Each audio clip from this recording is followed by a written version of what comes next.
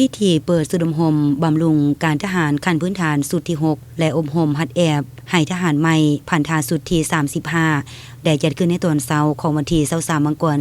2026อยู่ที่โรงเรียนการทหารท้องถิ่นทหารแขวงบุรีคำไซโดยเกียรติเข้าร่วมพิธีของท่านเลื่อนวิไลจันทราพันธ์รองเลขาพรรคแขวงรองประธานสภาประชาชนแขวงบุรีคำไซ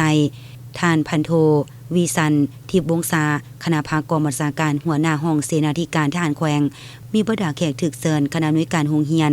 แผนกการที่เกี่ยวข้องครูอาจารย์พร้อมด้วยนักเรียนทั้ง2ระบบเข้าร่วมในพิธีท่านพันโทมังกรสิงห์โลคำหัวหน้าการทหารโรงเรียนการทหารท้องถิ่นได้ผ่านแผนการอบรมบำรุงการทหารขั้นพื้นฐานระบบ6เดือนสุดที่6สุขเหียน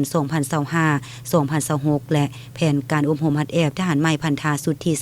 35ของโรงเรียนการทหารท้องถิ่นแขวงบุรีคำไซเป็นต้น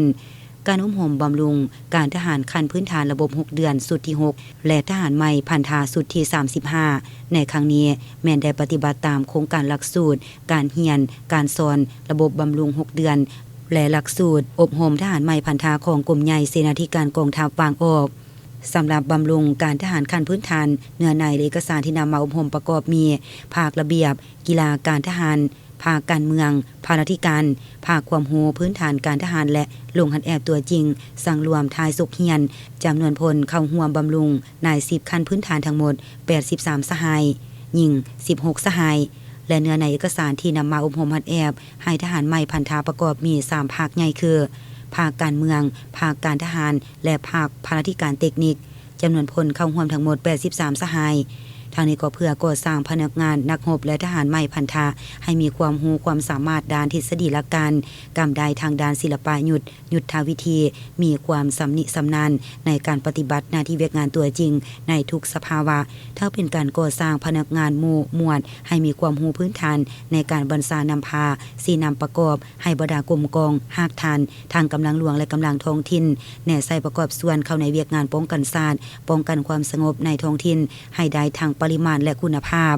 โอกาสนี้ทานเรือนวิไลจันทราพันธ์รองเลขาพรรคแขวงรองประธานสภาประชาชนแขวงก็ได้อบรมต่อการพิธีอันมีความหมายความสำคัญดังกล่าวก่อนอื่นทานได้กล่าวแสดงความย่อสมเสยมาอย่างคณะภาคคณะบัญชาที่ได้พร้อมกันเอาใจใส่จะตั้งปฏิบัติเวียกงานของตนด้วยความรับผิดชอบสูงเห็นให้บรรดาสุดมโหมบำรุงการทหารขั้นพื้นฐานสุดที่6และอบรมฮัดแอบให้ทหารใหม่พันธาสุดที่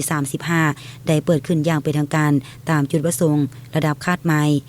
พร้อมเดียวกันนั้นทานยังได้เรียกร้องให้คณะโรงเรียนและคณะผู้สอบเอาใจใส่ลงติดตามอย่างใกล้ชิดติดแท้การเรียนการสอนให้เป็นประจำครูอาจารย์ก็ต้องสุ่มถูกสติปัญญาทุ่มเท